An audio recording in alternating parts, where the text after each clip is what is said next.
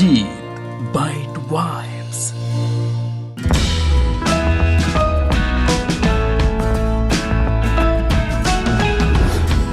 ಎಲ್ಲ ವೀಕ್ಷಕರಿಗೂ Jeet byte vibes YouTube ಚಾನಲ್ಗೆ ಆತ್ಮೀಯವಾದ ಸ್ವಾಗತ.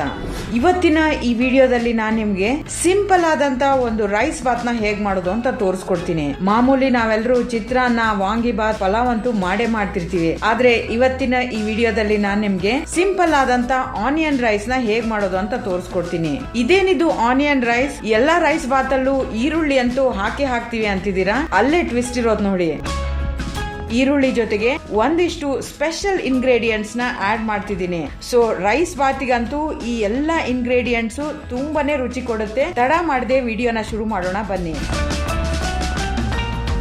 ಈರುಳ್ಳಿ ರೈಸ್ ಅಥವಾ ಆನಿಯನ್ ರೈಸ್ ಮಾಡೋದಕ್ಕೆ ಬೇಕಾಗಿರೋ ಪದಾರ್ಥಗಳನ್ನ ನೋಟ್ ಮಾಡ್ಕೊಳ್ಳಿ. ಎಣ್ಣೆ, ಸಾಸಿವೆ, ಜೀರಿಗೆ, ಕರಿಬೇವಿನ ಸೊಪ್ಪು, ಈರುಳ್ಳಿ, ಅರಿಶಿನ ಪುಡಿ, ರುಚಿಗೆ ತಕ್ಕಷ್ಟು ಉಪ್ಪು, ಹುಣಸೆ ಹಣ್ಣು, ಅಚ್ಚ ಖಾರದ ಪುಡಿ, ಸಾಂಬಾರ್ ಪುಡಿ, ಬೆಲ್ಲ, ಮೊದಲೇ ರೆಡಿ ಮಾಡಿಟ್ಟಂತ ಅನ್ನ ಮತ್ತು ಕೊತ್ತಂಬರಿ ಸೊಪ್ಪು.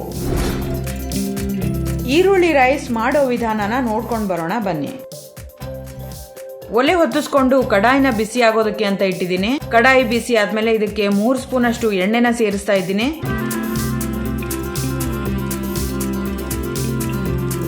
ಎಣ್ಣೆ ಬಿಸಿ ಆದ್ಮೇಲೆ ಸಾಸಿವೆನ ಸೇರಿಸ್ತಾ ಇದ್ದೀನಿ. ಸಾಸಿವೆ ಸಿಡಿದ್ಮೇಲೆ 1 ಸ್ಪೂನ್ ಅಷ್ಟು ಜೀರಿಗೆನ ಸೇರಿಸ್ತಾ ಇದ್ದೀನಿ.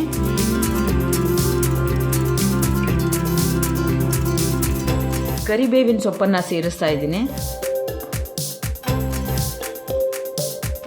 ಈರುಳ್ಳಿ ರೈಸ್ಗೆ ಈರುಳ್ಳಿ ಹಾಕದೇ ಇದ್ರೆ ಆಗತ್ತಾ? 2 ದೊಡ್ಡ ಈರುಳ್ಳಿನ ಈ ತರ ಜೂಲಿಯನ್ ಈರುಳ್ಳಿಯಾಗಿ ಕಟ್ ಮಾಡಿ ಹಾಕಿದ್ದೀನಿ.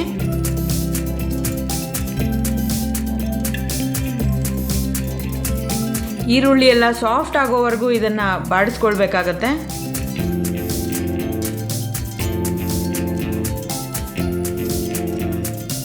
ಇದಕ್ಕೆ 1 ಸ್ಪೂನ್ ಅಷ್ಟು ಅರಿಶಿನ ಪುಡಿನ ಸೇರಿಸ್ತಾ ಇದ್ದೀನಿ.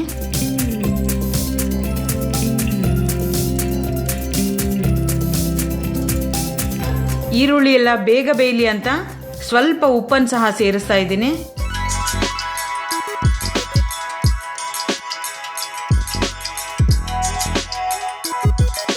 ಹುಣಸೆ ಹಣ್ಣಿನ ರಸನ ಸೇರಿಸ್ತಾ ಇದ್ದೀನಿ. 3 ಸ್ಪೂನ್ ಅಷ್ಟು ಅಚ್ಚ ಖಾರದ ಪುಡಿನ ಸೇರಿಸ್ತಾ ಇದ್ದೀನಿ.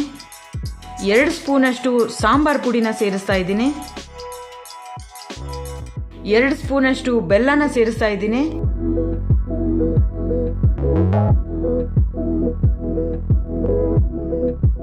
ಎಲ್ಲಾನು ಸೇರಿಸಿ ಇದನ್ನ ನೀಟಾಗಿ ಮಿಕ್ಸ್ ಮಾಡ್ಕೊಳ್ಬೇಕಾಗತ್ತೆ. ಸಾಮಾನ್ಯವಾಗಿ ನಾವು ರೈಸ್ ಬಾತ್ ಮಾಡೋದಕ್ಕೆ ಸಾಂಬಾರ್ ಪುಡಿನ ಸೇರ್ಸಲ್ಲ, ಆದ್ರೆ ಇದಕ್ಕೆ ಸಾಂಬಾರ್ ಪುಡಿನ ಸೇರ್ಸೋದ್ರಿಂದ ಅದ್ಭುತವಾದಂತ ಟೇಸ್ಟ್ ಬರುತ್ತೆ. ಈರುಳ್ಳಿ ರೈಸ್ ಮಾಡೋದಕ್ಕೆ ಗೊಜ್ಜಂತೂ ಎಲ್ಲ ರೆಡಿ ಆಗಿದೆ. ಮೊದಲೇ ಉದುರುದುರಾಗಿ ರೆಡಿ ಮಾಡಿಟ್ಟಂತ ಅನ್ನನ ಸೇರಿಸ್ತಾ ಇದ್ದೀನಿ. ಸ್ವಲ್ಪ ಉಪ್ಪನ್ನ ಈರುಳ್ಳಿ ಬೇಯೋದಕ್ಕೆ ಅಂತ ಮೊದಲೇ ಹಾಕಿದ್ವಿ.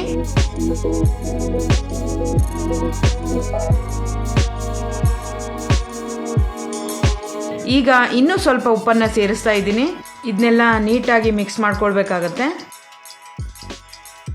ಲಂಚ್ ಬಾಕ್ಸ್ಗಂತೂ ಇದು ಪರ್ಫೆಕ್ಟ್ ರೆಸಿಪಿ. ಏಕೆಂದ್ರೆ ಈ ರೈಸ್ ಮಾಡೋದಕ್ಕೂ ತುಂಬಾ ಸುಲಭವಾಗಿರುತ್ತೆ. ಮತ್ತೆ ಲಂಚ್ ಬಾಕ್ಸ್ ಹಾಕೊಟ್ರೆ ಮಕ್ಕಳಂತೂ ತುಂಬಾನೇ ಇಷ್ಟಪಟ್ಟು ತಿಂತಾರೆ. ಈ ರೈಸ್ ಬಾತ್ ನ ಟೇಸ್ಟ್ ಹೆಚ್ಚೋದಕ್ಕೆ ಅಂತ ಲಾಸ್ಟ್ ಅಲ್ಲಿ ಸಣ್ಣದಾಗಿ ಹೆಚ್ಚಿಟ್ಟಂತ ಕೊತ್ತಂಬರಿ ಸೊಪ್ಪನ್ನ ಸೇರಿಸ್ತಾ ಇದ್ದೀನಿ.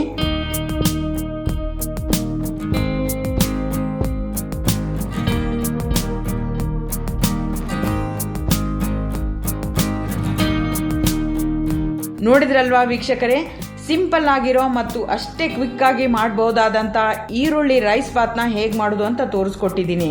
ಈ ವಿಡಿಯೋ ನಿಮ್ಗೆ ಇಷ್ಟ ಆದ್ರೆ ಜೀತ್ ಬೈಟ್ ವೈಬ್ಸ್ ಚಾನಲ್ ನ ಸಬ್ಸ್ಕ್ರೈಬ್ ಮಾಡಿ, ಲೈಕ್ ಮಾಡಿ ಮತ್ತು ಶೇರ್ ಮಾಡೋದಕ್ಕೆ ಮರಿಬೇಡಿ. ಮುಂದಿನ ವಿಡಿಯೋದಲ್ಲಿ ಇದೇ ತರ ಸಿಂಪಲ್ ಅಡುಗೆಯೊಂದಿಗೆ ನಿಮ್ಮ ಮುಂದೆ ಬರ್ತೀನಿ. ನಮಸ್ಕಾರ.